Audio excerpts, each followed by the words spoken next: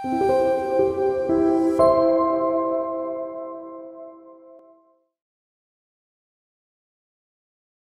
오늘은 우리나라 독립운동가 얘기를 좀 하려고 합니다.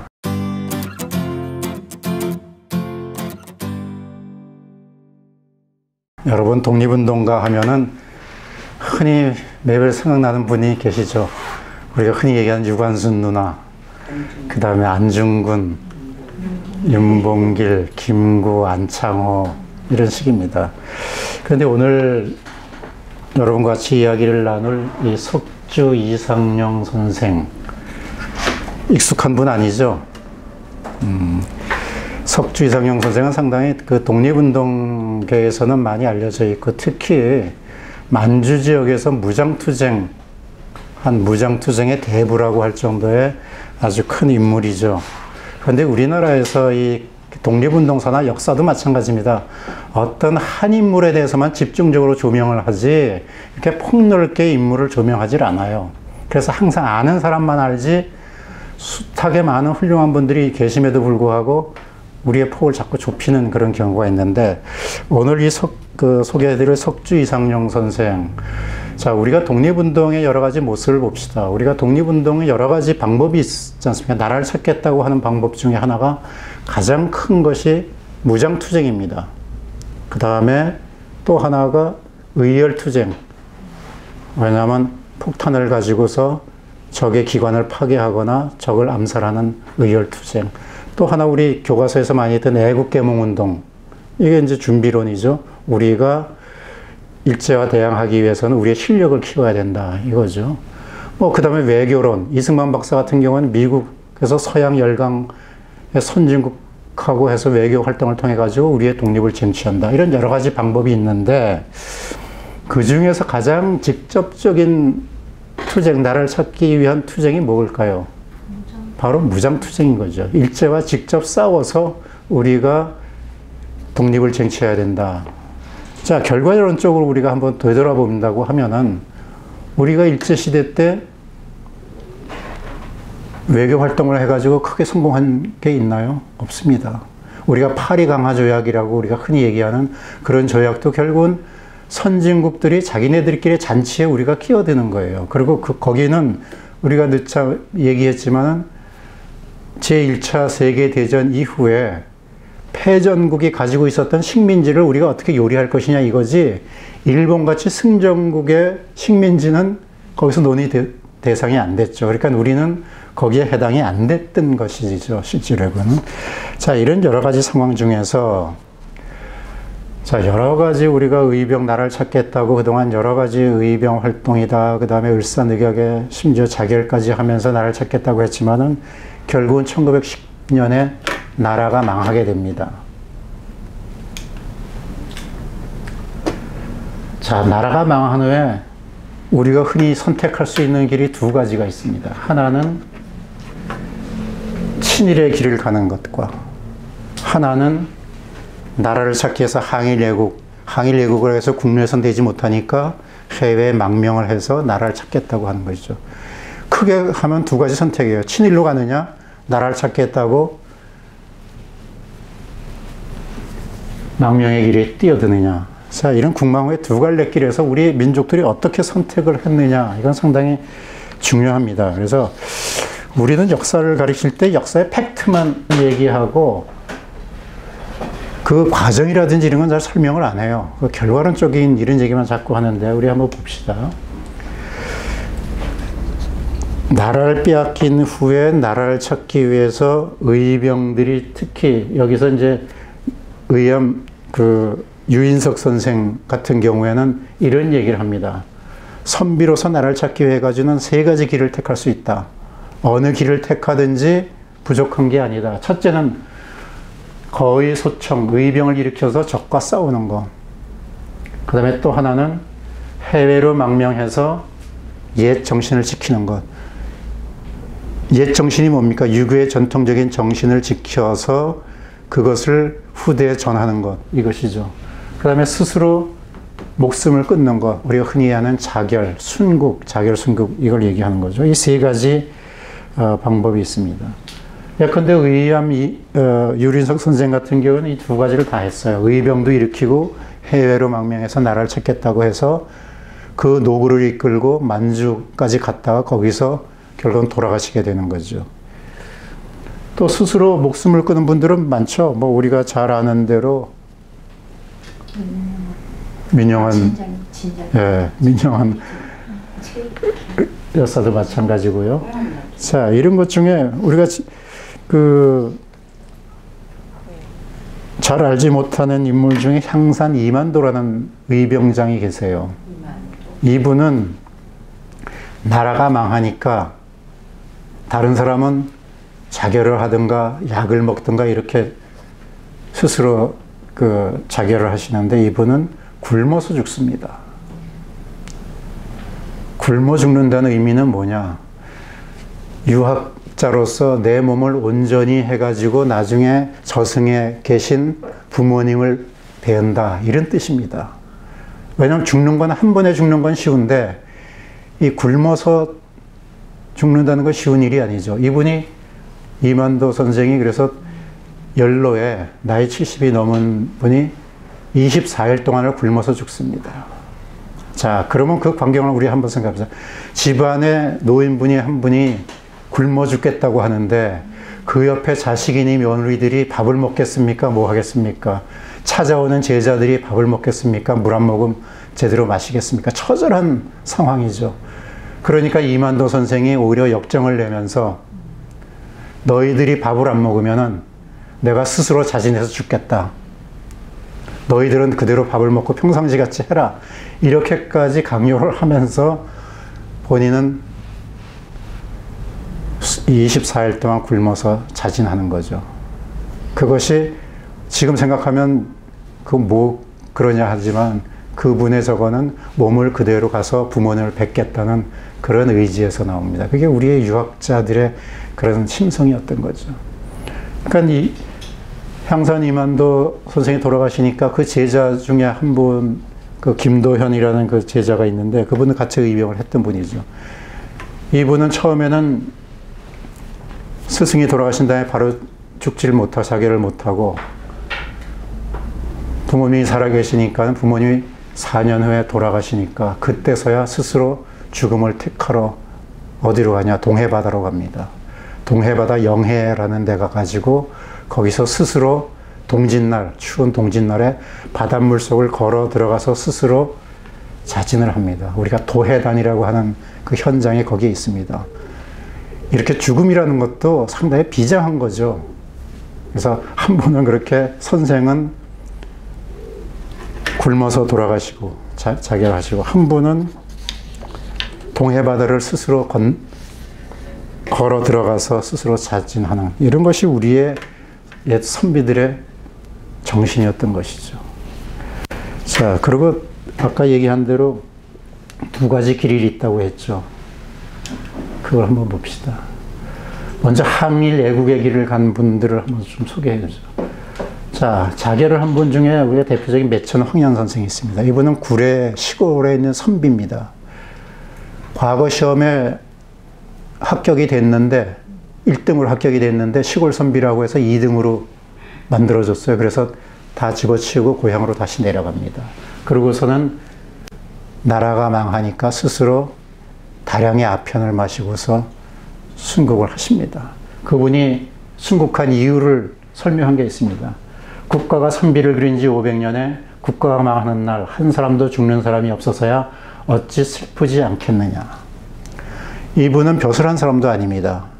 선비일 뿐입니다. 그런데 조선이라는 게 유학나라인데 이 유학나라에서 선비를 500년을 키웠는데 나라가 망한데 여기에 책임지고 죽는 사람 한 사람 없다. 나라도 죽어야 한다. 이것이 당시의 지식인 선비들의 사회적인 책임이에요. 내 공부하는 글 공부하는 사람 입장에서 나라가 망했는데 한 사람도 나라 망한 걸 슬퍼해서 죽는 사람이 없다. 이게 당시의 지식인들의 사회적인 책임. 우리 흔히 요즘 뭐라고 합니까? 노블리스 오블리주 얘기하죠. 이 사람들은 죽음으로써 그 사회적인 책임을 다한 겁니다. 이것이 조선의 선비들의 모습인 거죠. 또 한 분은 이분은 이제 자결을 했고 또 한 분은 어디로 갔습니까? 우당 이회영 선생 아마 많이 들어보셨을 겁니다. 우당 이회영 선생 6형제가 전부 재산을 팔아가지고 서간도로 망명을 합니다. 그 재산이 우리가 얘기하는 흔히 40만 원 이렇게 얘기하는데 지금 돈으로 따지면 한 600억 되는 거금입니다. 이 6형제들이 집을 팔고 전밭을 팔아가지고 그걸 마련한 돈 가지고 서간도로 가서 우리가 잘 아는 신흥무관학교를 만듭니다.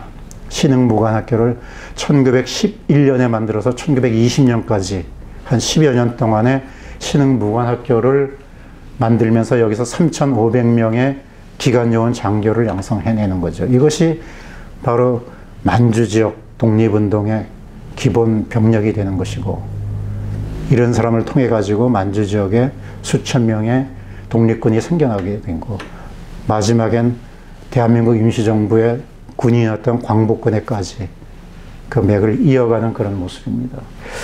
이분들이 이렇게 얘기합니다. 만주로 가기 전에 하는 얘기가, 자, 이 우당 이회영 선생은 백사 이항복 그 집안입니다. 그 대대로 명문 집안이죠. 뭐 정승 판서를 줄줄이 냈던 그 집안이죠. 그 집안에서 모든 것을 포기하고 기득권을 포기하고 그 다음에 자기네가 가지고 있던 가솔들, 특히 그 노비들을 전부 다 해방하고 가족들이 떠납니다. 그러면서 그 우당 이회영 선생이 형제를 모아놓고 이런 얘기를 합니다. 우리 형제가 당당한 명문 호족으로서 대의가 있는 곳에서 죽을지언정 외적의 치하에서 노예가 되어 생명을 구차히 도모한다면 어찌 짐승과 같겠느냐. 이 조선의 선비들이 가장 싫어하는 게 사람이 짐승과 같은 생활을 하는 걸 제일 싫어했죠. 그래서 우리 명문으로서는 우리가 지킬 거 지켜야 된다, 이런 의미죠.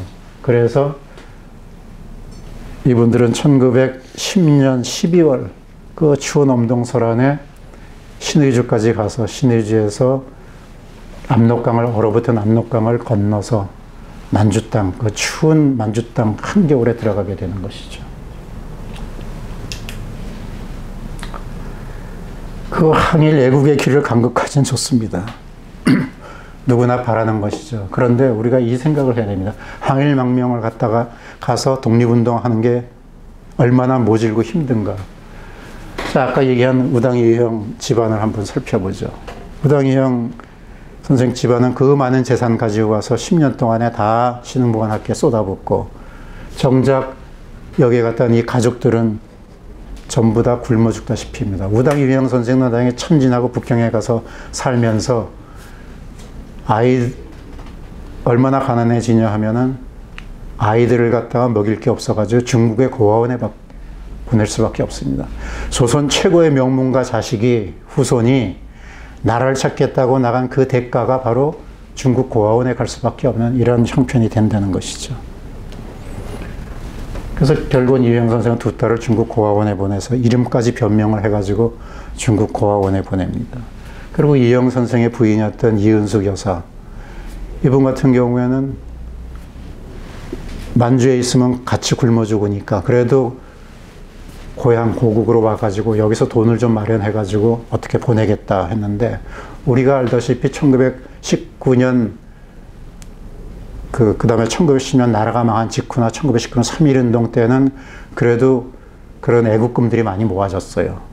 그렇지만 그것도 1년 사이지 계속해서 줄 수는 없죠. 그러다 보니까 그게 뜸해졌죠. 그래서 국내에 들어갔는데도 이은숙 여사가 군자금을 제대로 남편이었던 이회영 선생한테 보내질 못합니다. 그러니까 부인이 항상 기생 싹바느질 하든가, 방직공장 공원으로 들어가든가, 심지어 나중에 식모살이까지 하면서 거기서 나오는 몇 푼 안 되는 돈 모아가지고 북경에 있는 우당 이회영 선생한테 보내는 그런 눈물겨운 조선 사대부 여인이 남의 집 식모살이 하면서, 이것이 바로 뭡니까? 이분들은 독립운동을 안 했으면은 평생 평안히 먹고 살고 얼마든지 명예를 지키면서 살 수 있는데도 불구하고 나라를 찾겠다는 그 일념으로 만주에 간 그 대가가 바로 이런 처참한, 자식들은 고아원에 보내고 당사자들은 방직공장 여공, 기생의 싹바느질, 이런 식으로 할 수밖에 없는 거죠. 우당 이회영 선생의 둘째 형이었던 이석영 선생, 당대 최고의 갑부 집의 양자로 들어갑니다. 그때 당시 이의원이라고 영의정을 했던 그 같은 집안인데, 그 집안에 들어가서 그 물려받은 재산을 전부 다 형제들하고 같이 나눠 쓰고, 나중에 이석영 선생은 북경에서 돌아가실 때 비지로 연명하다가 돌아가십니다. 돌아가신 이유가 영양실조로 돌아가신 거예요. 조선 최고의 영의정의 아들이었던 이석영 선생이 나라를 찾겠다고 형제들하고 같이 도모한 그 대가가 이국 땅에서 굶어 죽는 이런 처참한 모습이 되는 거죠. 그래서 이 독립운동은 우리가 그냥 보기에 그냥 뭐 열심히 싸우고 힘들긴 했어도 뭐 나라를 찾고 저거 했다, 이런 것들이, 우리나라 아까 처음에 말씀드렸다시피 우리나라는 어떤 상황에 대해서 결과론적인 얘기만 자꾸 하지 그 밑바탕에 있었던 역사 뒷얘기는 잘 하질 않기 때문에 이런 얘기들을 우리가 잘 모르고 있는 것이죠. 자, 석주 이성룡 선생 집안, 이건 뭐 조금 이따 다시 이제 말씀을 드리겠지만, 석주 이성룡 고성희 씨 명문가예요. 안동에 가면 임청각이라고 하는 99칸짜리 큰 집을 가지고 있는 종손이었는데, 이분도 모든 노비들을 해방시키고 만주로 같이 동행을 해서 떠납니다. 그러면서 이분은 특히 안동 유림의 대표적인 그 집안인데도 불구하고 위패를 땅에 묻고 갑니다. 나라를 잃어버렸는데 제사는 무슨 제사냐? 안동 양반집에서 위패를 땅에 묻는다는 것은 이거는 기절초풍할 일인 것이죠. 그럼에도 불구하고 위패를 묻고 떠납니다. 그래서 석주 이상용 선생은 독립운동을 하다가 독립운동 자금이 떨어지니까 몰래 사람을 보내서 임청각을 팝니다. 그러면 안동에 남아있던 고성희 씨들이 우리 종갓집을, 고성희 씨 종갓집을 딴 성바지한테 팔 수 없다 해가지고 십시일반 돈을 모아가지고 사드립니다. 그러면 또 가서 팝니다. 또 사드립니다. 그러다 보니까 임청각의 주인이 여럿이 돼요. 해방 후에 이 종손들이 임청각을 다시 찾지 못하고 지금까지 재판에 걸려 있습니다. 저 집이. 자, 그럼 석주 이상용 선생이 임청각 판 돈이나 이런 거 가지고서 만주에서 편하게 사셨냐? 이분은 나이 70이 넘어서 돌아가셨는데, 그 거의 70이 될 이 즈음에 가서 보니까 돈이 없으니까 중국 허름한 집을 갖다 새 집을 얻었는데, 한여름 되면은 위에서 비가 줄줄 샙니다. 바닥에 물이 흥건히 고입니다. 거기서 누워서 주무실 수 없으니까 대개 이제 중국은 침상 이게 돼 있죠. 그 침상에 저거 해가지고는 아들하고 손자가 우산을 받쳐들고 선생님 편히 주무시라고 그렇게 비참한 생활들을 하신 거예요.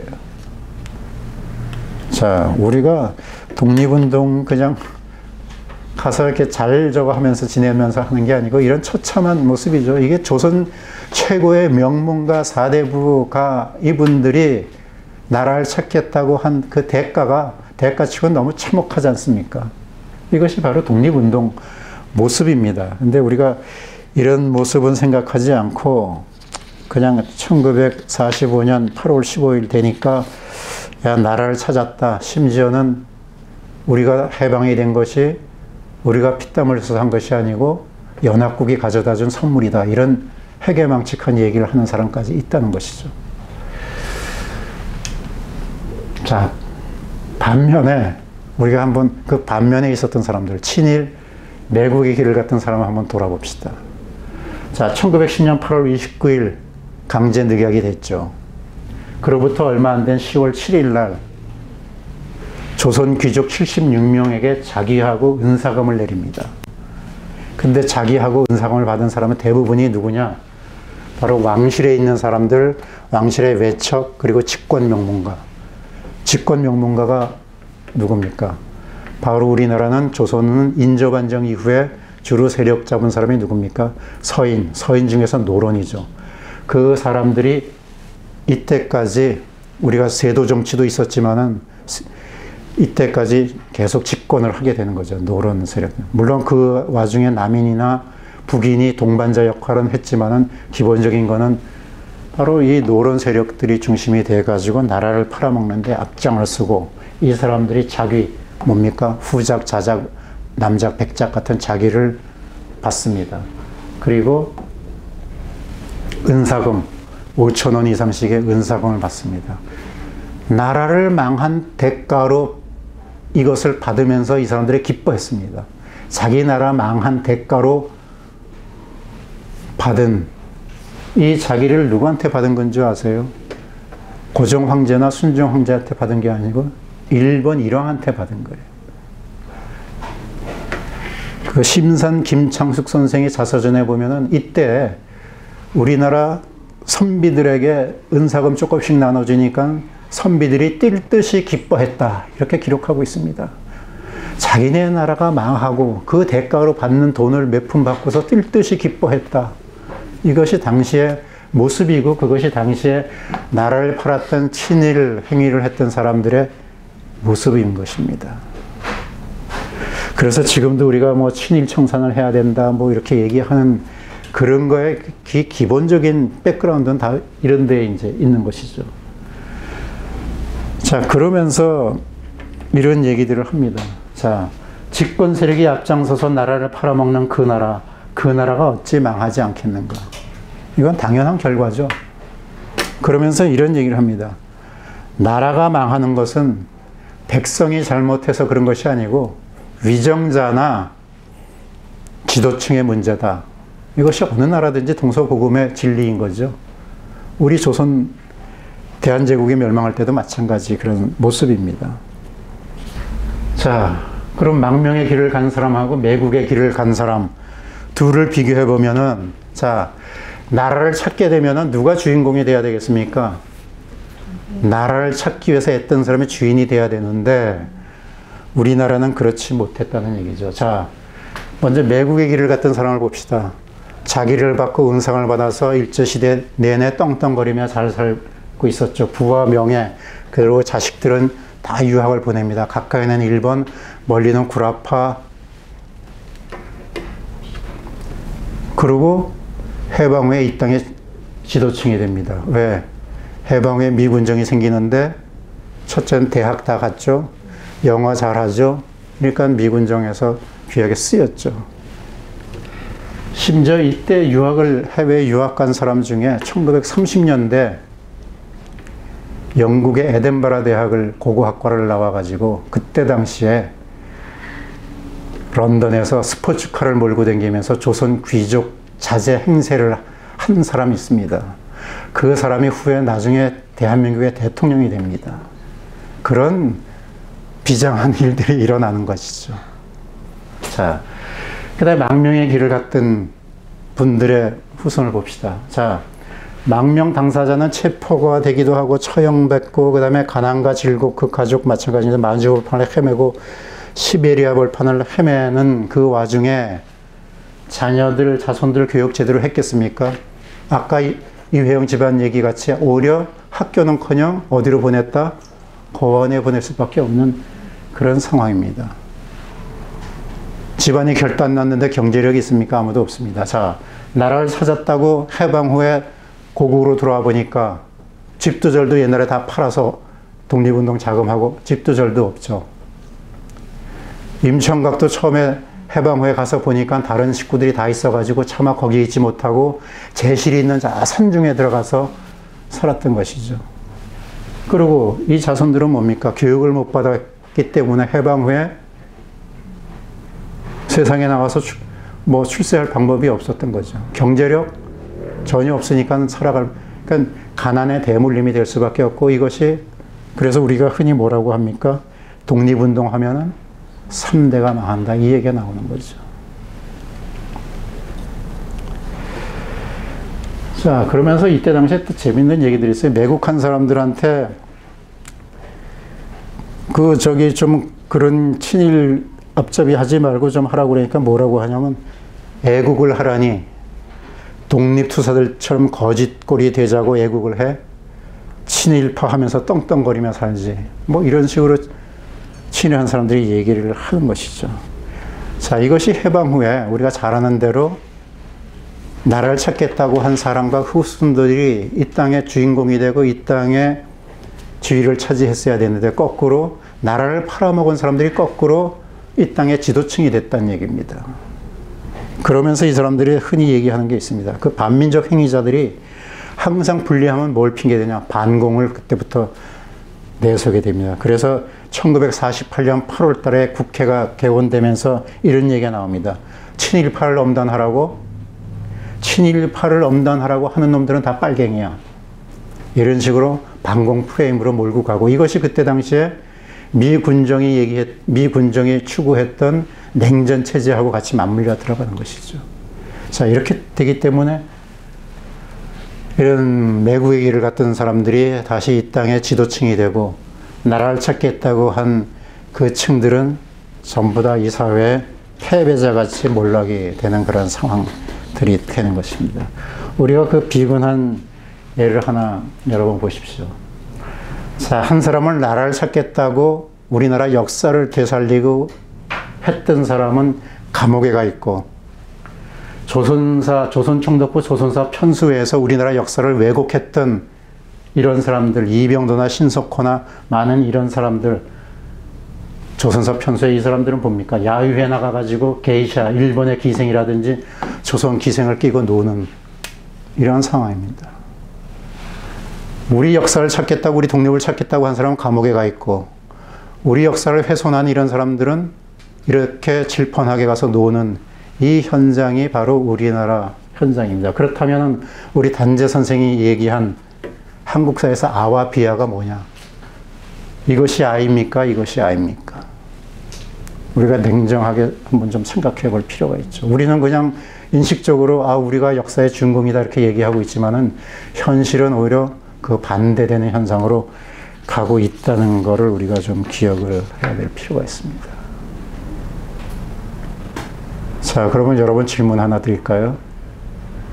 만일에 지금 대한민국이 다시 한번 나라가 망해가지고 된다고 하면 여러분들은 여러분 자녀들한테 애국을 하라고 하겠습니까? 매국을 하라고 하겠습니까? 이게 참 현실이에요. 그래서 많은 독립운동가 후손들은 자조적으로 이런 얘기를 합니다. 나는 절대로 앞으로 우리 자식들한테 나라를 찾는 일에 앞장서라고 하지 않겠다. 왜냐하면 자기가 너무 처절하게, 이것이 우리의 이제 현실이었던 것이죠. 자, 거기서 오늘의 이제 주인공은 석주 이성룡 선생. 자, 석주 이성룡 선생은 뭐 중국에 가서는 또 중국 복장으로 이제 다닐 수밖에 없었던 그런 상황이죠. 석주 이성룡 선생이 저렇게 멋진 수염을 키우고 저걸 하셨는데, 이분이 국무령을 하기 위해서 상해로 갔을 때 첩자들이 많이 있고 저거 발각이 될까봐 이 멋진 수염을 다 면도를 하고 가셨다고 할 정도로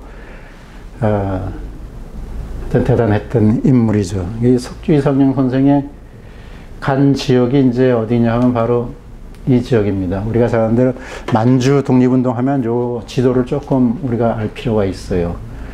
여기가 지금 백두산입니다. 백두산을 경계로 해가지고 압록강, 이쪽 백두산의 서쪽 지역을 되게 우리가 서간도 이렇게 얘기합니다.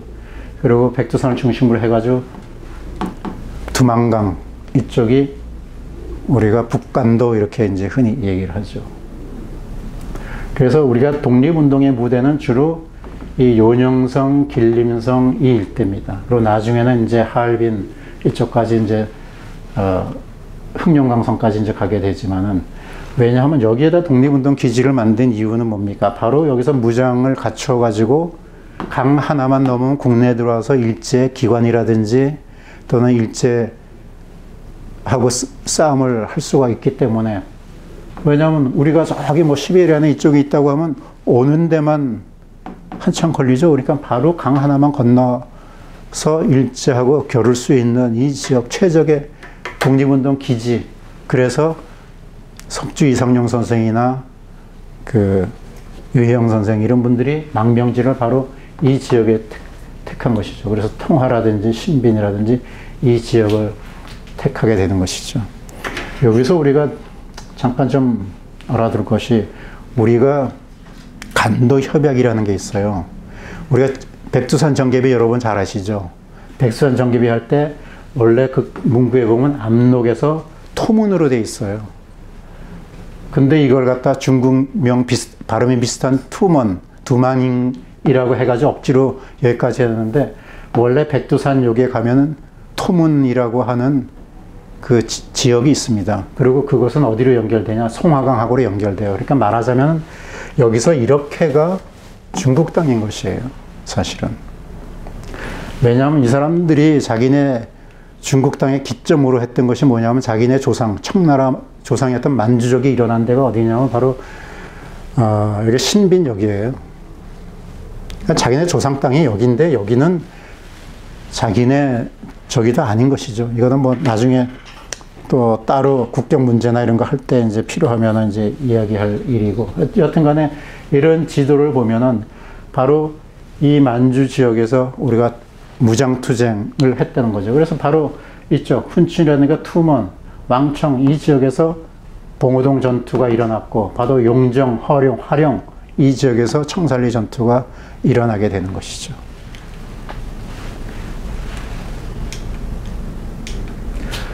자, 석주 이상영 선생의 연분을 대강 좀 훑어보죠. 뭐 이분은 워낙에 하신 일이 많아가지고, 자, 1958년생입니다. 임천각에서 태어나셨고요. 그 다음에 석주 이상영 선생은 임천각 고성희 씨의 종손입니다. 그렇기 때문에 그때 당시엔 종손이 모든 것을 다 관장했죠. 그렇기 때문에 이분이 모든 그 주인공이 됐었는데, 이분은 나이 뭐 한 6, 8쯤 됐나요?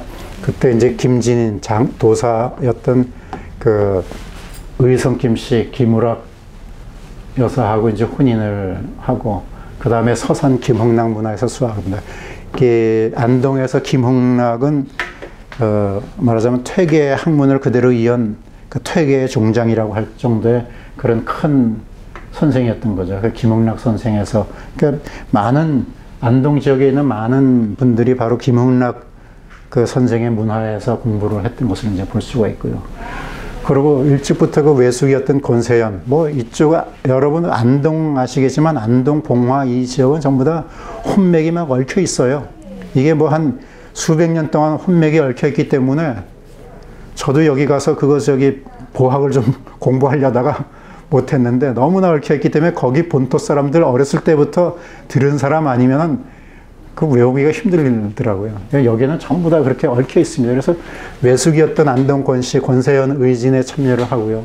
그 다음에 스스로 돈, 뭐 1만 양, 그러는데 그게 얼마나 되는 돈인지 모르죠. 가야산에 가가지고 의병기지를 구축하니까 일찍부터 석주 선생은 의병 기지를 만드는데 또 의병에 상당히 힘썼다는 것을 알 수가 있습니다.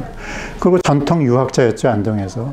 김흥락 정통 퇴계 학파의 문에서 자랐으니까.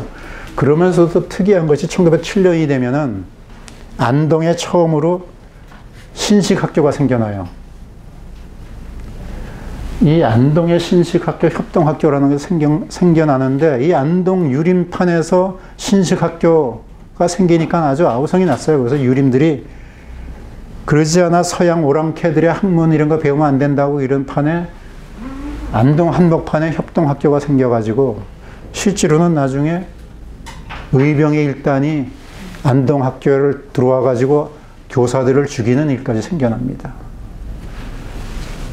그런데도 불구하고 석주 이상영 선생은 정통 유학자이면서도 깨어 있어가지고 이런 신식 교육을 받아야 한다는 것이 돼서 안동 협동학교 설립하는데 큰 도움을 하게 되고요.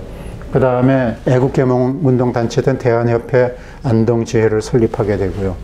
그러다가 1910년 나라가 망하니까 1910년 11년 서간도로 망명합니다. 서간도로 아까 서간도로 망명해가지고 전부 다 아까 얘기한 이회영 선생이라든지 이런 분들하고 다 같이 그 지역으로 가서 뭘 만든다고 그랬죠? 신흥무관학교를 만들라고 그랬죠? 그래서 서간도에 망명해서 1911년에 경학사라는 것을 설립합니다. 저거는 일종의 교민들 단체예요. 교민 자치단체. 가서 교민들이 이제 수백 명이 모이니까 이 사람들을 갖다가 어떻게 인도하고 어떻게 이끌어야 될 것인가를 생각해가지고 한 300명이 어디로 모이냐. 추가가 뒤에 가면 지금도 그 대고산이라는 산이 있습니다. 왜냐하면 시가지 하면 시가지는 전부 다 중국 사람들이 살기 때문에 산 속에 한 300명이 가가지고 거기서 경학사를 설립하는데 주민들이 다 참여해가지고 소위 말하면 직접 민주 정치가 되는 거예요. 이 자리에서 손 들시오, 뭐 하시오 해가지고 이런 경학사를 만드는 그 모습을 봅니다. 이 경학사를 만들 때 경학사의 사장 최고 지위로 올라갑니다. 이때는 뭐 제일 연로했기도 했고 경륜도 많고 학식도 많고 했기 때문에 당연히 그 다음에 경학사가 설립이 돼가지고 했는데 만주의 풍토에 많은 사람이 추위에도 죽고 그 다음에 만주에 겨울 되면 모든 게 옵니다. 그래가지고 이 개울도 깨가지고 물을 먹을 수가 없어요. 그러니까 어디에 물이 고여있냐, 고목 같은 데 물이 고여있는 거 그거를 잘못 떠먹다가 풍토병에 걸려 죽고 이렇게 뭐 처음에 가서 상당히 많은 수가 그 풍토를 잘 모르니까 그 풍토병에 걸려서 죽는 사람이 속출하게 되죠. 그런데다가 2년 동안 내리 서리가 내립니다. 농사를 지었는데 만주 쪽엔 땅은 비옥하고 좋은데 이 기후가 농사 짓기에 적당치 않아요. 그래서 아무 때나 막 일찍부터 막 서리가 내려서 농작물이 다 없어지고 하는 그런 경우. 그래 경학사가 이렇게 하다가 결국은 경학사를 해체하고 나서 1912년 되면 부민당을 설립하는데 여기서도 최고의 지휘였던 단장이 되고요. 그 다음에 1919년 3.1운동이 일어나면서 이런 만주 지역에서는 독립운동 단체들이 독립운동을 준비하고 있었지만 실제로 독립운동에 적극 참여를 못했죠. 왜? 무기도 있고 뭐가 있어야 되는데 그게 준비가 안 됐죠. 그러다 보니까 훈련만 했죠. 아까 신흥부관 학교 같이.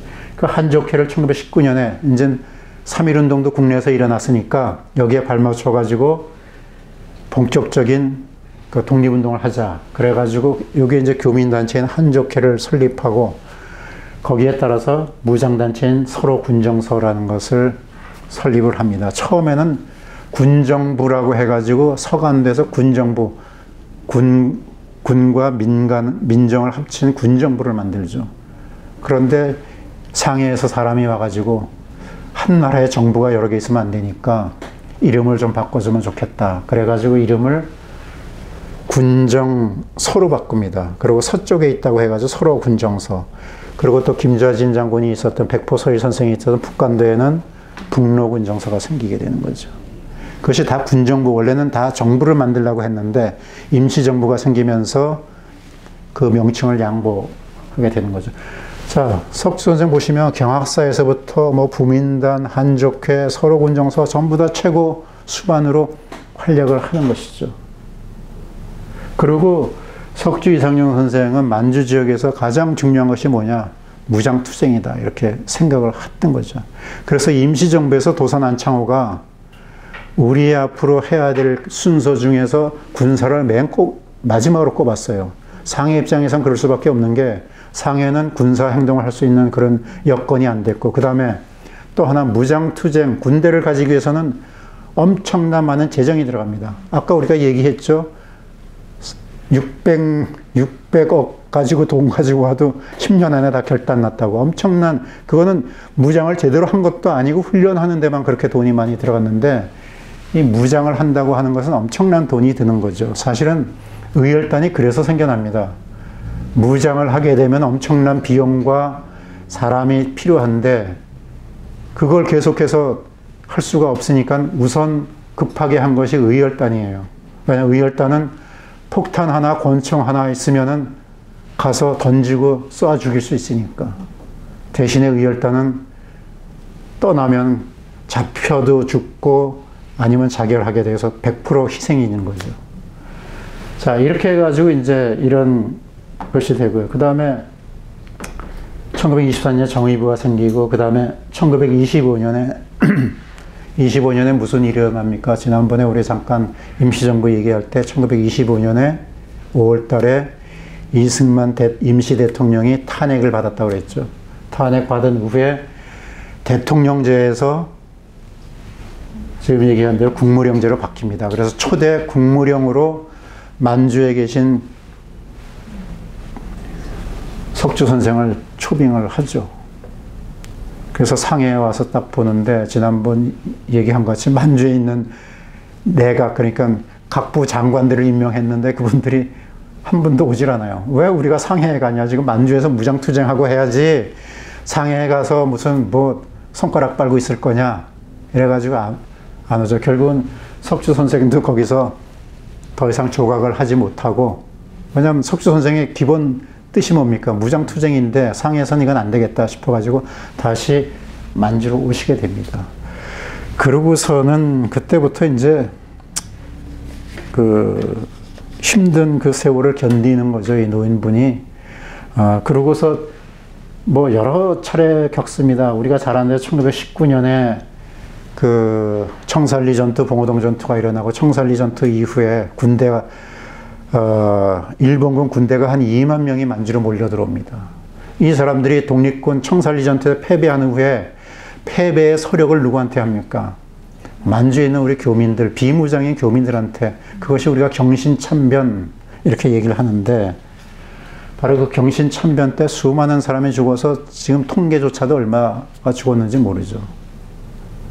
일본군이 잘하는 게 있습니다. 싸움은 못해요. 적과 싸움 못하는데 양민 학살은 세계 최고입니다. 경신참변에서도 무기와 아무것도 없는 양민 무차별 학살을 했죠.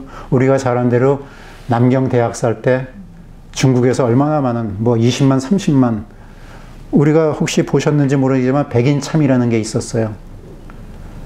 군 소위 둘이서 칼 가지고 목을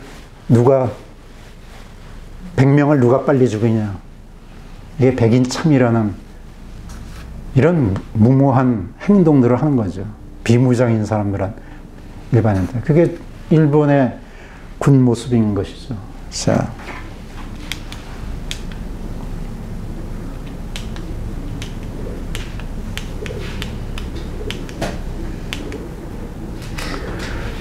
이렇게 해서 결국은 1932년에 길림에서 만주에서 돌아가십니다. 이분이 속으로 얼마나 삭혔느냐 하면 기록에 보면은 매일 낚시, 뭐 거의 강태공 낚시하듯이 낚시하러 간 게 아니죠. 수심에 차가지고 그걸 풀기 위해서 괜히 낚시 들고서 가서 낚시한다고 나가고. 그러니까 속이 왜냐하면 계획했던 일들은 제대로 이루어지지 않고 독립운동의 길은 점점 멀어지고 뭐 이러니까 이 분이 상당히 상심해서 32년에 돌아가시면서 그런 유언을 합니다. 나라를 찾기 전에는 절대 내 시신을 고국에 묻지 마라.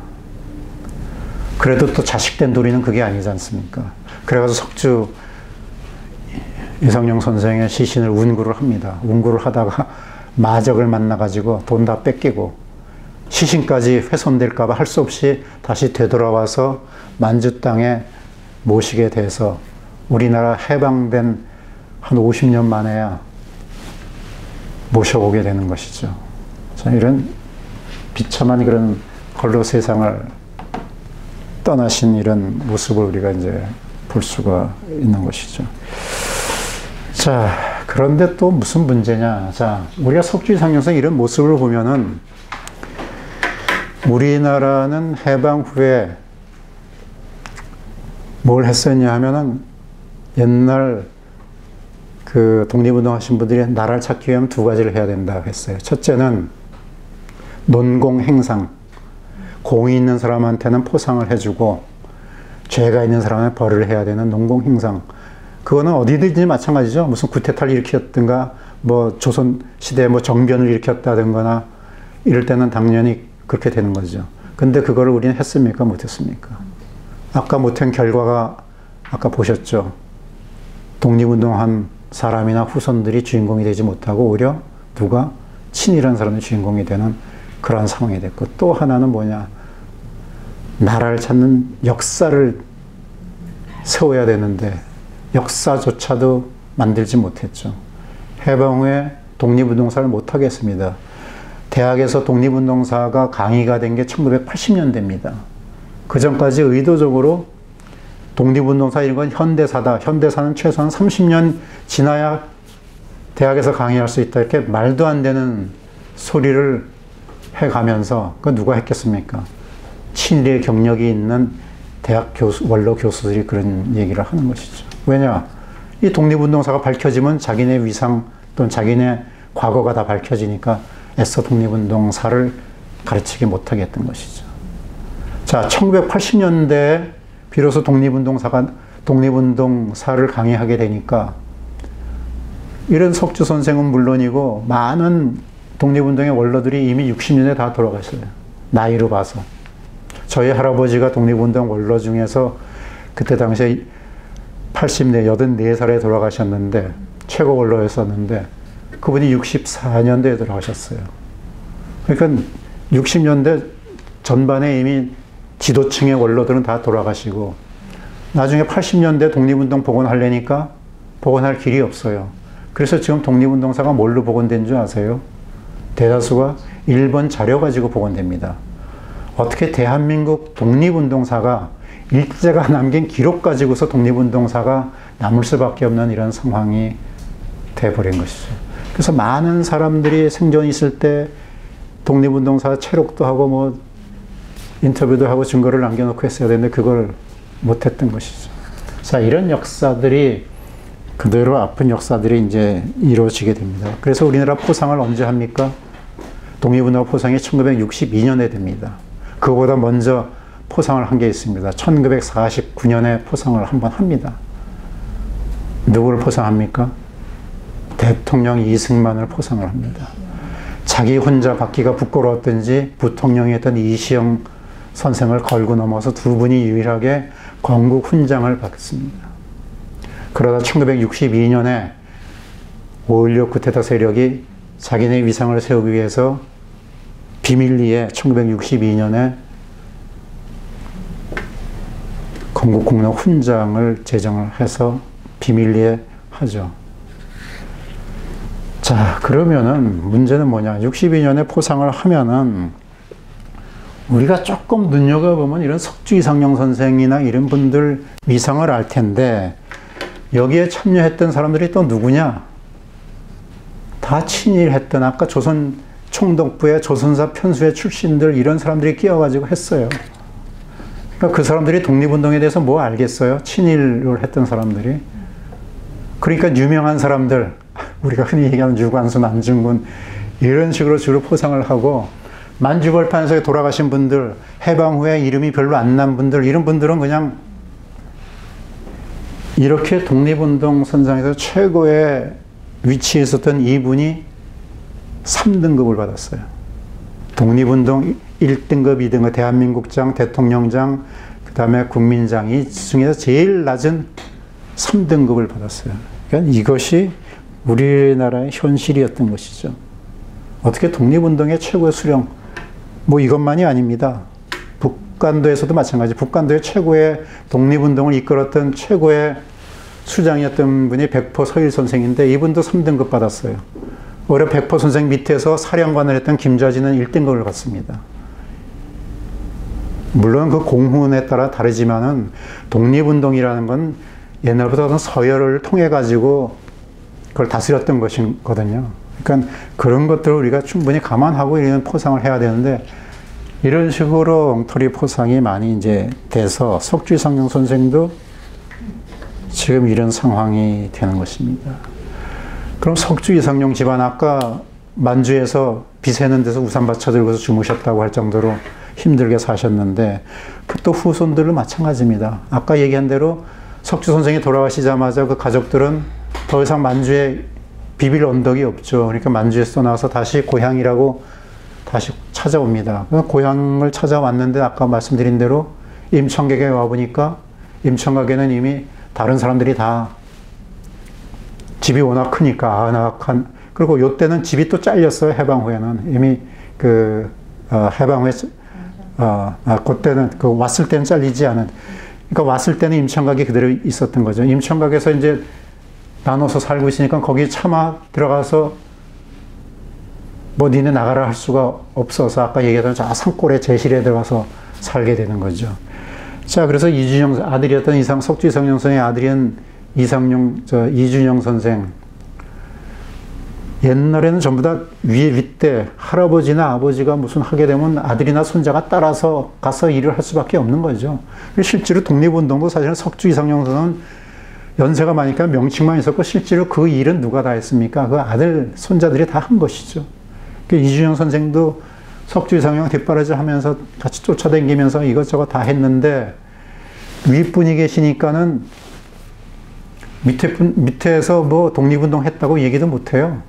저희도 마찬가지로 저희도 할아버지, 증조 할아버지와 할아버지, 아버지가 같이 3대가 독립을 했는데 밑에서 포상 신청을 하려고 하니까 할아버지가 버럭 화를 내면서 독립운동이 무슨 벼슬이냐, 집안에 한 사람만 받으면 됐지, 이러는 바람에 저희도 포상 신청을 못 올렸어요. 이게 똑같은 그런 상황들이에요.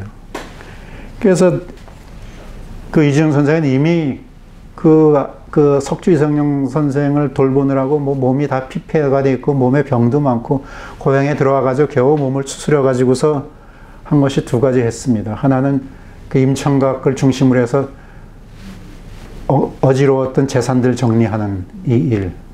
근데 그게 뭐 임청각 같은 경우는 정리가 안 됐죠. 하여튼 부분에 그동안 못 팔았던 조그만 땅들 이런 거 정리하고 그거 재산 정리하는 거 하나.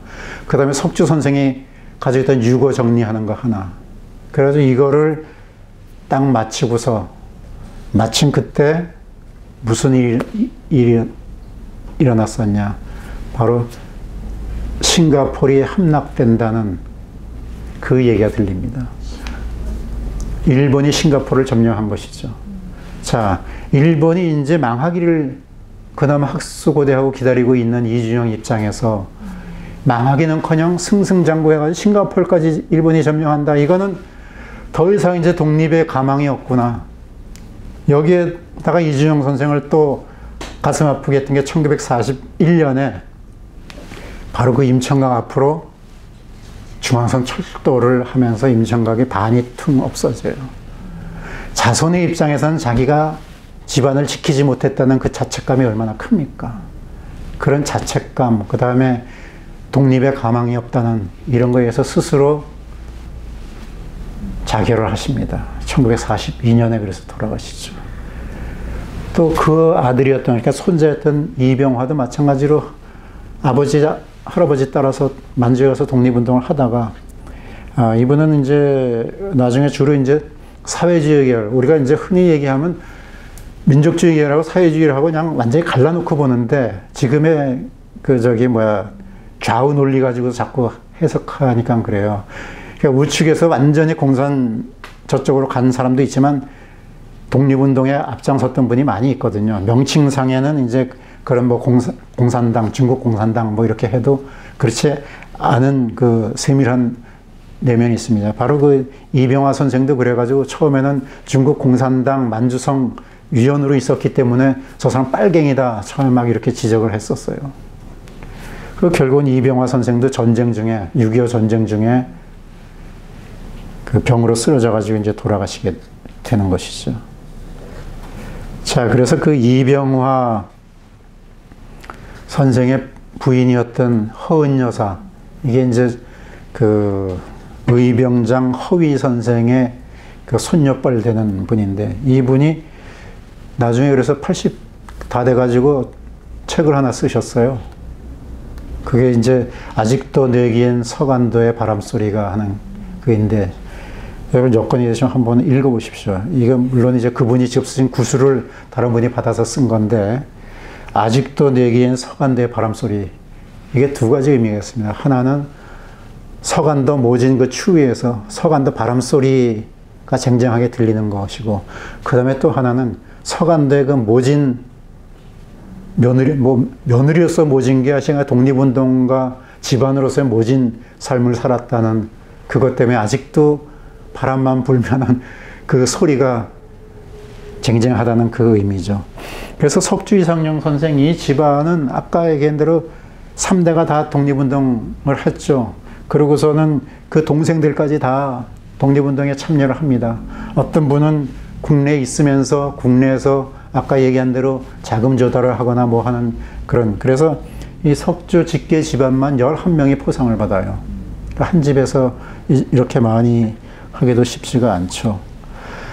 자, 그런데 이제 문제는 그 이병화 선생의, 그러니까 증손자뻘 되면서 이제 문제가 생깁니다. 그 맏장손이 1924년생인데 이분들은 교육을 제대로 못 받아서 해방 후에 자 왔는데 절도 집도 없죠. 교육 못 받고. 그러니까 위로 네 형제가 일제 때는 뭡니까? 일제 때는 1932년에 고국에 돌아왔는데도 국민학교 외에는 대학, 그저 중학교 이상 진학을 못하게 일제가 막죠. 그러니까 뭐 고학을 해가지고 공부한다고 하다가 뭐 해방 후에 소위 백색 테러라고 해 테러 당해가지고 죽고, 둘째는 6.25 때 행방불명 돼버리고, 셋째는 교통사고로 사망하고, 넷째는 학교를 가고 싶은데 공부는 잘하는데 학교를 가지 못해 스트레스로 사망해버리고, 위례 넷이 줄줄이 학교 근처에 가보지 못하고 죽게 되죠.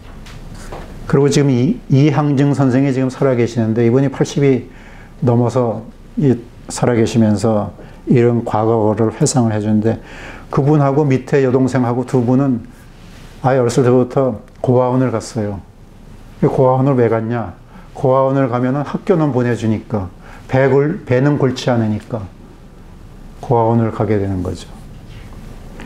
그리고 막내 이범증이란 막내만 겨우 고학으로 대학을 8년 만에 졸업을 합니다.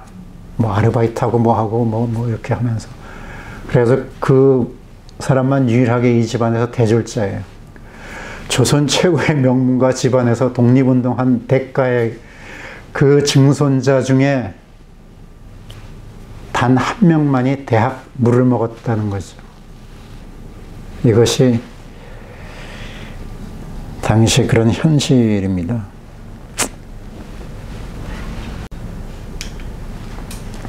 자, 그래서 다시 우리가 되돌아보면은 석주 이성용 선생이 중국을 가게 된 그 배경을 우리가 한번 좀 살펴보죠. 자, 안동에서 출발해가지고, 옛날에 경부선이 있었어요. 경부선이 있어가지고 안동에서 축풍령역까지는 걸어서 갑니다. 또는 마차를 타고서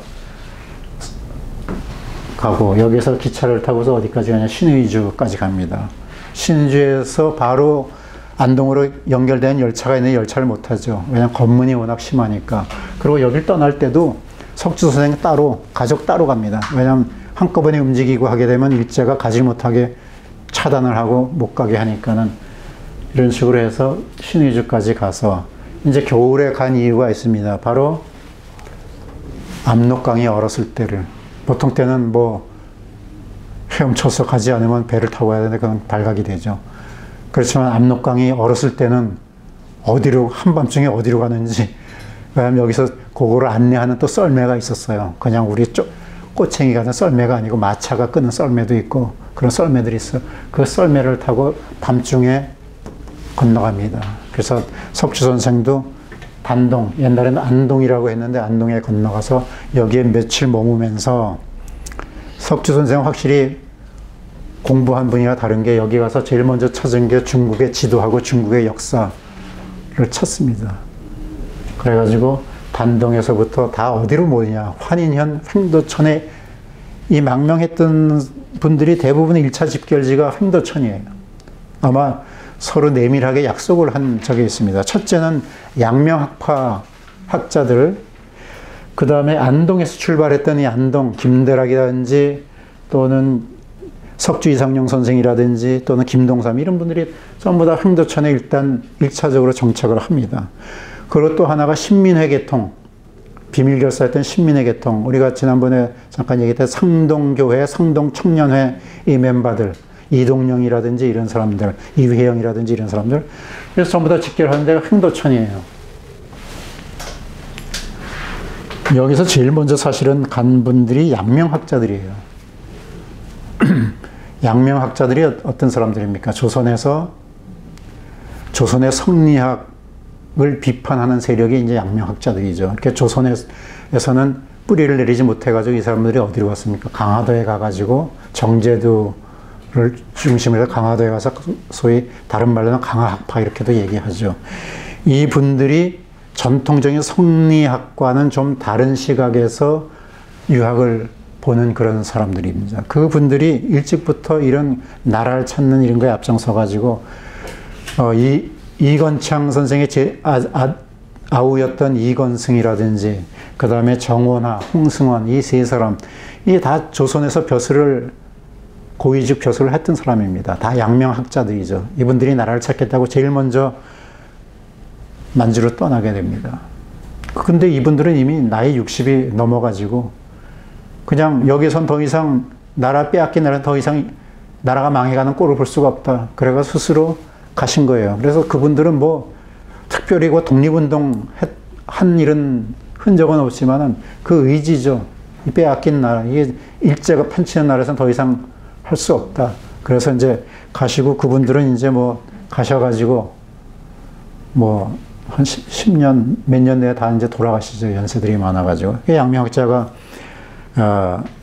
1차를 끊었고, 그 다음에 안동 개신유학자, 지금 석주 이상용 선생이라든지 백화 김대락, 이런 분들이 갔죠. 이분들은 아까 잠깐 한 대로 서산 김흥락의 다 문인들입니다. 퇴계학파의 정통을 잇는 사람들이죠.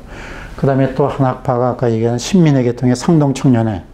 그래서 이회영, 이동영, 뭐 김구 이런 사람들이 다 거기 출신들이죠. 그래서 만주로 이분들이 이제 망명을 해가지고 처음에는 흥도천에 일단 머물렀다가 여기서 각지로 이제 뿔뿔이 가게 됩니다. 그래서 삼원포로 갔고 그 다음에 통화에도 갔고 유화로 갔고 뿔뿔이 이제 거기서 흩어지는데 우리가 아는 석주 이상용 선생이나 이분들은 대체적으로 유화연 삼원포에 모여가지고 삼원포 추가가라는데 아까 말씀드린 신흥무관학교를 거기서 세우게 되는 것이죠.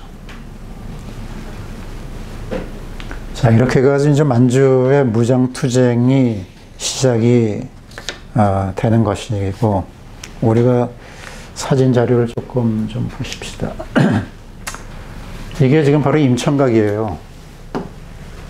임청각이고, 여기가 지금 펜스를 쳐놓은 거 있죠?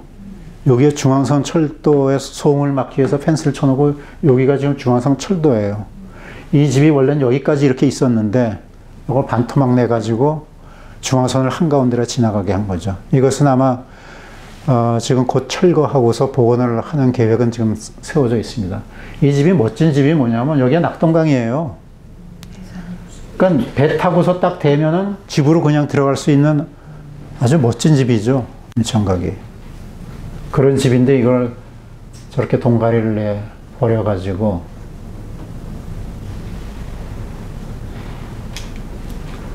요거는 백화 김대락, 요 김대락이라는 인물이 누구냐면 석주 이상용 선생과 천안매부 관계되는 분이에요.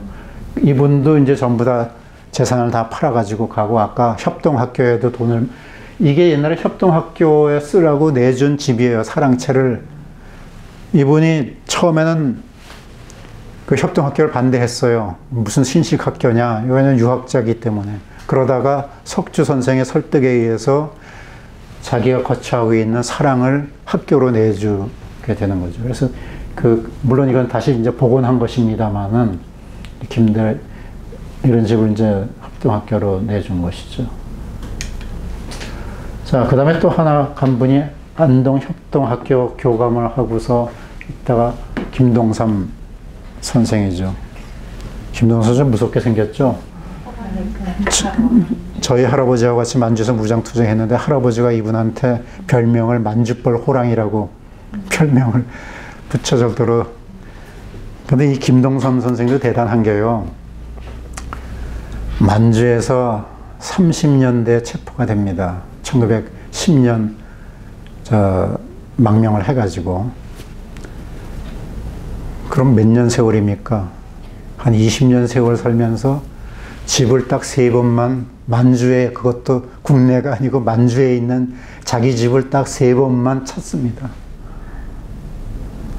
물론 신변보호를 위해서 했지만은 그만큼 집안을 돌보지 않고 실제로 김동성 선생은 자기 동생을 불러다가 네가 집안일은 알아서 하라 하고 그분은 평생 나가서 독립운동 하는데 무장투쟁에 뒤에서 조율하는, 그러니까 아까 말씀드렸다시피 상해임시정부나 이런 데는 앞에서 전면에서 백범이라든지 뭐 물론 백범이나 도산인 저거 하다는 얘기는 아닙니다만 이분들은 앞에 있었는데 김동삼 선생 이런 분들은 아까 석주 선생님 마찬가지고 다 뒤에서 활동을 하신 분이죠. 무장투쟁을 하기 위해서 전부 다 다니면서 조율도 하고 뭣도 하고 김동삼 선생이 그러느라고 집을 못 들어간 거예요. 그 만주 엎드리면 코 닿을 때인데 그거를 20년 살면서 세 번밖에 집에 못 가고 뭐 이집도 마찬가지요. 재산 다 팔아가지고 갔는데 나중에 체포돼가지고 감옥에 신의주 감옥을 거쳐가지고 서대문 감옥에 왔는데 만주에서 면회 갈 차비가 없어요. 차비가 없어가지고 사진을 찍어가지고 그 사진을 보내요. 그러니까 저기 김동원 선생님 막내딸 태어난 것도 모르고 얼굴도 모르죠. 그러니까 가족들이 사진을 찍어가지고 형무소로 보냅니다. 결국은 김동원 선생님 감옥에서 돌아가시고, 감옥을 돌아가셨는데 수습할 사람이 없죠. 그냥 가족들이 다 만주에 있으니까. 그리고 만주에서 쉽게 올 수도 없고 또 차비조차 없어가지고, 그래가지고 오지 못하니까 누가 수습을 했냐면 만해 한용운 선생이 수습을 하게 됩니다. 만해 한용운 선생하고는 인연이 있어요. 원래 1912년인가 3년에 만해 선생이 그 서간도로 뭐 유람차 그다음에 독립운동 기지 나름대로 그걸 해가지고 바로 서간도 신흥고등학교 있는 데로 갑니다. 그러니까 거기 있는 사람들이 보니까는 이상한 사람이 와가지고 휙 지나가고 하니까는 밀정인 줄 알고서 붙잡아요. 붙잡아서 처단을 하려고 하는 거를 김동산 선생이 말려가지고 가게 합니다.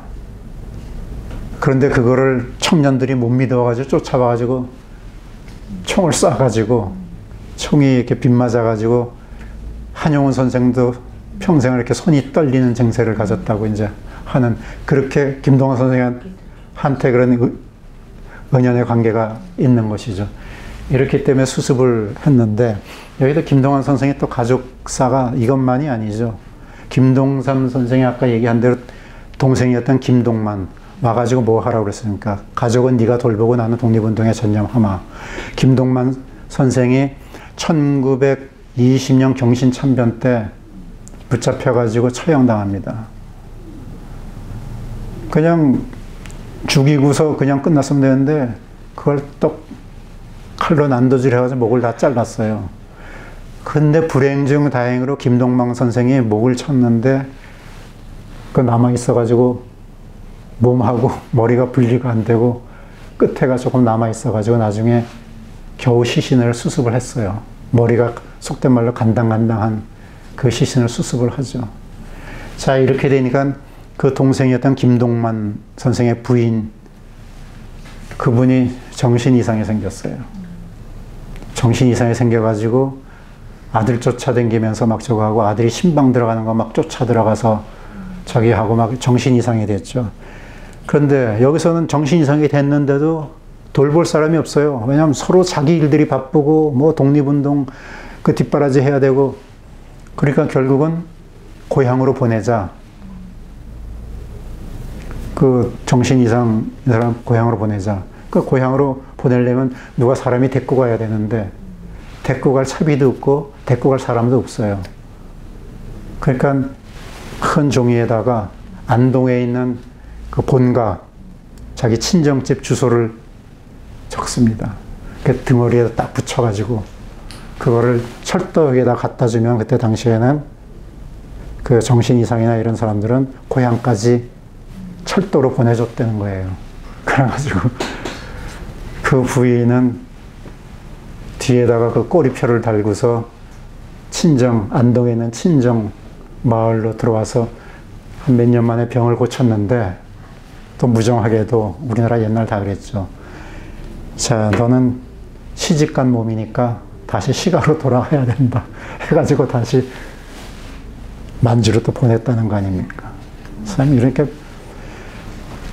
이런 처절한 뒷이야기들이 많이 있습니다. 이것이 바로 이제 이건 저희가 답사 가서 이제 찍은 건데 이게 이제 합리화라고 하는 강이에요. 겨울엔 거기 다 이제 얼어붙었는데 여기가 이제 이 뒤쪽으로 가게 되면은 밖에서는 보이지 않는, 그래서 여기에서 신흥무관학교가 제대로 교사를 짓고 아마 여기 추천권대는 이석영 선생이 돈을 많이 내 가지고 신흥무관의 건물도 짓고 무장하고 훈련을 할 수 있었던 그런 것이 아닌가 싶습니다. 그래서 이 합리화에서 상당히 많은 그 신흥무관학교 학생들을 길러내게 되죠. 자, 만주는 전부 다 이렇게 첩첩산중이에요. 아까 잠깐 저걸 보셨으면 알겠지만 지도에 보면은 압록강, 두만강 북쪽은 전부 다 산이에요. 이런 험한 산이고 거기서 몇백 리를 가야 그 다음부터는 소위 우리가 말하는 만주 벌판이 생기는 거죠. 그래서 이 지역이 일본 애들이 함부로 못 들어온 게 전부 이렇게 산중이죠. 그래서 여기서 보호동 전투가 벌어지고 여기서 청설리 전투가 벌어질 수 있는 거죠.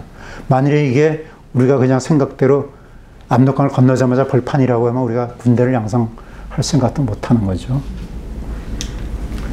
자, 여긴 청설리 전투 기록화입니다. 청설리 전투 기록화 중에 이제 청설리 전투가 그 전에 있었던 봉오동 전투를 뒤이어가지고 일본과 전투를 벌여가지고 승리를 했던 이 전투인데, 청설리 전투는 어디 한 번 전투가 아니에요. 한 일주일에 걸쳐가지고 백운평 전투에서부터 시작해가지고 청설리 계곡이 한 100리가 되는데 그 100리를 피해 다니면서 벌어지는 전투가 바로 청설리 전투입니다. 그래서 옛날에는 이것도 여기 참석했던 모 인사가 해방에 와가지고 책을 쓰면서 자기가 다 청설리 전투를 다 했다는 식으로 이제 썼던 것이죠. 그래서 말하자면 김자진 장군이 다 했다, 청설리 전투를. 근데 나중에 저희가 중국이 그 국경 저게 돼가지고 중국에 가보니까 거기는 또 김자진 장군이 아니고 홍범도 장군이 다 했다, 또 이렇게 돼 있어요. 결국 나중에 보니까 김자진 장군, 홍범도 장군 그런 연합부대들이 다 함께 했던 것이고, 청설리 전투 중에서 어느 부분은 김자진 장군 부대가 했고 어느 부분은 홍범도 장군 부대가 했고 어느 부대는 또 연합해서 했고 이런 것이죠. 그 중에서 우리가 흔히 하는 첫 전투가 이제 백운평 전투라는 게 있어요. 백운평 전투가 이제 첫 전투인데 그거는 이제 지형지물을 이용해가지고 적을 끌어들여가지고 양쪽에서 봉오동 전투하고 비슷하게 양쪽에서 협공을 해가지고 이제 적을 물리쳤던 것이고, 그 다음에 이제 왈루쿠 전투라는 것은 이제 홍범도 장군이 저걸 했는데 이거는 뭐냐 하면은 그 새벽에 저기가 안개가 낀 사이에 산에 먼저 점령하고 있다가 적은 워낙에 이제 많으니까, 왜냐면 전체가 뭐 2만 명, 실제로 가까운 데만 하도 5천 명이 풀어져. 그러니까 거기서 전투를 하면서 이쪽에서 전투를 하다가 이쪽에서 일본군이 또 올라오니까 군대를 싹 뺀 거예요. 그러니까 결국은 자기네끼리 자충수를 둔 것이 이제 왈루쿠 전투고, 천수평 전투는 기병 한 120명 되는 기병은 말하고 같이 했죠. 그래서 기병을 거의 전멸시킨 그 전투고, 우리가 제일 혹독했던 것이 이제 어랑천 전투라고 있는데, 이 어랑천 전투는 홍범도 부대하고 서로 이제 연합 부대 성격을 가지고 있는데, 이제 이것도 미리 이제 왜냐하면 게릴라전을 계속 하는 거거든요. 그래서 그 김자진 부대 같은 경우에는 백운평 전투에서부터 시작해가지고 계속 쫓기면서, 왜냐하면 이동하지 않으면 거기에 집중 포화가 또 그 다음날 오니까 밤새도록 이동을 하는 거예요. 야간에 산을, 아까 같은 이런 험한 산을 이동한다는 게 보통 일이 아니지 않습니까? 그러니까 전투를 한번 하고서는 바로 이동을 해야 되니까 먹지도 못하고 자지도 못하고 계속 며칠을 이동하는 거예요. 그래서 백운평에서부터 천수평 왔을 때는 거의 3일 밤낮을 전투하다가 피하고 밥도 못 먹고 잠도 제대로 못 자고 그냥 행군하면 군대에서 그런 것 같이 그냥 눈 감고 따라 행군하고 이런 상황이죠. 어랑천 전투는 먼저 고지를 먼저, 그러니까 게릴라전이니까 고지를 먼저 점령을 해야죠. 잡고 있으니까 사방에서 이제 일본 군대가 몰려오죠. 그래가지고 치열하게 전투를 하는데 아까 얘기한 대로 총을 쏘야 되지 않습니까? 총을 한 손으로 쏠 수 없죠. 두 손으로 쏘니까 여기에 누가 올라오냐? 어랑천 마을에 사는 주민들이 광주리에다가 주먹밥을 해가지고 올라옵니다. 그 주먹밥을 두 손 가지고 총을 쏘니까 주먹밥을 먹을 새도 없으니까 그걸 입에다가 집어넣어줘요. 그러면은 자 보세요. 총알이 날라오는데 어랑천 부녀자들이 겁이 안 나겠어요? 그렇다고 총알이 그분들을 피해가겠어요? 목숨 걸고서 우리 독립군들, 배고픈 독립군들 먹이겠다고 그렇게 어랑천 마을의 부녀자들이 광주리를 메고 올라온 거예요. 독립운동이 이런 거예요. 그냥 다 목숨을 걸고 해야지 독립운동이 되는 거지 좋은 편안한 자리에서 되는 게 아니죠. 그래서 어랑천 전투가 이렇게 해서 이제 거의 승리가 굳혀가는데 계속 싸울 수는 없습니다. 왜냐면 여기는 무기가 이제 다 떨어지고 독립군은 왜냐면 계속 움직이면서 저거 하니까 무기 다 떨어지고 적은 계속해서 꾸역꾸역 몰려오고 최신 기계 장비를 가지고서 무기를 가지고서 몰려오는데 더 이상 무기도 떨어지고 이제 막을 적이 없죠. 그런데 군대는 후퇴를 잘해야 돼요. 후퇴를 잘못하면 몰살됩니다. 우리 6.25 전쟁 때 저 장진호 전투 이런 데 얘기 들어보셨죠? 후퇴 잘못하다가 그냥 포위돼가지고 몰살 지경 이렇게 되는 게 있지 않습니까? 여기도 마찬가지입니다. 어랑천 전투에서도 자 철수를 해야 되겠는데 후퇴를 해야 되겠는데 어떻게 뒤에를 지켜주는 사람이 있어야지 후퇴를 할 거 아니에요. 왜냐면 후퇴하는데 뒤쫓아오면은 다 전멸하죠. 그러니까 여기에 누가 나섰냐 하면은 최인걸이라고 하는 기관총 부대 대장이 자 너희들 후퇴해라. 나는 여기서 고지에서 고지에다가 기관총을 딱 설치해 놓고 기관총에다 자기 온몸을 묶습니다. 밧줄로. 자기는 여기서 죽을 때까지 하겠다는 건 결의죠. 그러고서 최인걸 대장이 막는 사이에 부대가 빠져나갑니다. 나중에 보니까 뭐 최인걸 시신이 완전히 그냥 저가 됐다고 할 정도로 이런 것이 이제 독립운동의 그 참모습이 되는 것이죠.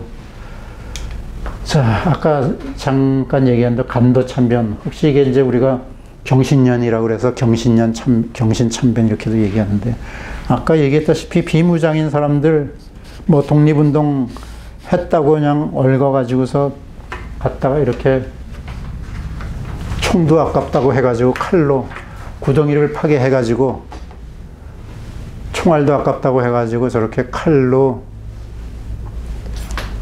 죽여가지고 구덩이에 묻는 이런 것이죠. 이것이 간도 지역 곳곳에서 이제 일어나게 되는 모습을 볼 수가 있습니다. 자, 이렇게 시신들을 갖다가 저런 구덩이에 참혹하게, 저 사람들은 군인들이 아닙니다. 민간인들이에요. 우리 교포들입니다. 이런 사람들을 저렇게 처참하게 학살을 하죠. 자, 요거는 우리가 흔히 얘기하는 그 장암동 노루바이 마을이라고 하는 그 지역의 합동 장례식이죠. 이 장암동이라는 데가 이제 기독교 마을인데 조선 그 동포들이 사는 그런 지역이죠.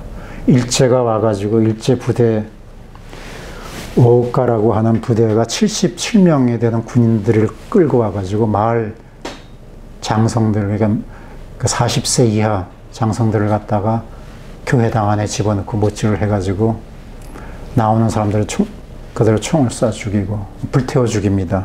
그러니까 마을에서는 일본군이 물러간 다음에 그 시신을 수습해가지고 큰 무덤을 몇 개 만들죠. 왜냐하면 불에 탔으니까 형적을 알 수가 없잖아요. 그러니까 모아가지고 무더기 모아가지고 무덤을 만듭니다. 마치 이때 지나가는 외국 선교사가 이 모습을 사진을 찍었어요. 그러니까 일본이 놀래가지고 나중에 세계 여론화되고 추궁당할까봐 그 다음날 일본 군대가 또 몰려와가지고 마을 사람들한테 무덤 다 파내라. 그 시신을, 불탄 시신을 다 파내가지고 거기다 기름을 끼얹어가지고 완전히 재로 만들어가지고 또 일본 군대가 간 다음에 마을 사람들이 그 재를 모아가지고 합동 묘소를 만들어가지고 이렇게 합동 장례식을 치르는 겁니다. 이게 장암동 노루바위 참변이라고 이제 흔히 우리가 얘기하는 이런 것이죠. 뭐 이런 참변이 한두 군데가 아니에요. 뭐 삼포 같은 데서는 성인 남자 40명을 불러다 놓고 60 먹은 노인네 그 두 아들 말꼬리에다 묶어가지고 끌고 댕기서 죽이게 하고. 그러니까 이런 것들이 우리나라 역사에서 물론 이게 뭐 참혹해서 그러는지 모르지만 이런 얘기들을 안 배우잖아요. 모르잖아요. 그리고 지금 뭐 친일청산 얘기 나오면은 무슨 딴소리 하고 있는데 이렇게 우리가 비참하게 일본한테 당하고 여기에 당한 반대인 사람, 친일을 했던 사람들은 전혀 여기와 상관없이 지금도 잘 먹고 잘 살고 마지막 국경 가면은 이 한국 사람들 드나들면 이렇게 철저하게 한겨울에도 뭐 오리 10리씩 간격을 두고서 이제 국경 검문을 하고 심지어 이렇게 만주로 이주하는 사람들을 철저하게 검문을 하고 통행증 검사하고 이렇게 하는 거죠. 이것이 바로 이런 상황에서 꿋꿋이 독립운동의 길을 간 사람들, 그래서 이런 사람들을 우리가 좀 기억을 해야 될 것이고, 독립운동의 이면사에는 이런 것도 있다. 우리가 교과서적으로 보는 그런 어떻게 보면 낭만적인 그런 독립운동이 아닌 이런 처절한 독립운동 하에서 이분들의 노력에 의해서 결국은 1945년 나라를 찾게 된 것이지, 우리가 뭐 아무것도 안 했는데 연합국이 어느 날 우리한테 독립을 가져다 주었다, 이런 것은 말도 안 되는 소리고, 아까 제가 친일 청산이 어렵다고 했지만은 친일 청산은 반드시 해야 되는 것이고, 어떤 방법으로 하냐, 앞으로는 그 방법이 있습니다. 저희 같이 역사 공부하는 사람들은 이런 방법을 뭘로 하냐면 역사의 기록을 남겨놓는 것이죠. 그래서 우리가 역사의 기록이 중요하다고 하는 것이고, 역사를 배워야 하는 것이 바로 이러한 얘기들을 역사를 통해서 우리가 생생하게 배울 수가 있는 것이죠. 그래서 역사를 통해서 이것을 배우고 또 기록을 남겨놔가지고 후대 이런 것들을 밝히는 것, 이것이 앞으로 이런 친일 청산하는 또 하나의 방법이다, 길이다, 이렇게 이제 이해를 할 수가 있고요. 그래서 우리가 흔히 이런 얘기 많이 하죠. 역사를 잊은 민족은 미래가 없다. 왜 역사를 하느냐. 많은 사람이 그런 얘기를 해요. 역사 공부하는 사람이라 그러면 그 고리타분한 거는 해서 뭡니까? 과거에 저거 있는데 왜 합니까? 근데 그게 몰라서 역사라는 것은, 제가 그러면 그 인용을 합니다. 여러분, 몸이 아프면 어디 갑니까? 병원에 가죠. 병원에 가면 의사가 진찰을 합니다. 진찰할 때 의사가 반드시 물어보는 게 있습니다. 하나는 옛날에 이런 병을 앓은 적이 있습니까? 또 하나는 할아버지, 할머니 중에 이런 병을 앓은 적이 있습니까? 과거를 물어봐야 현재를 진단할 수 있는 거고, 현재를 제대로 해야 이 사람한테 어떤 처방을 해야 되는 미래에 저걸 예측할 수 있는 거죠. 그래서 역사라는 것은 과거에 머무르는 것이 아니고 현재를 통해서 미래를 예측하고 바라보는 것이 바로 역사인 것이죠. 그런데 불행히도 우리나라 역사는 과거의 역사에 매몰돼가지고 과거의 문자 해석하는 걸로 끝난 역사가 돼버리면 안 된다는 거죠. 그래서 우리가 이런 역사 이야기를 통해서 교훈을 통해가지고, 아까 제가 잠깐 말씀드렸죠. 다시 나라가 망하게 되면 어디를 선택할 거냐. 이것이 바로 우리의 미래를 바라보는, 역사를 바라보는 눈입니다. 오늘 강의 여기로 마치겠습니다. 고맙습니다.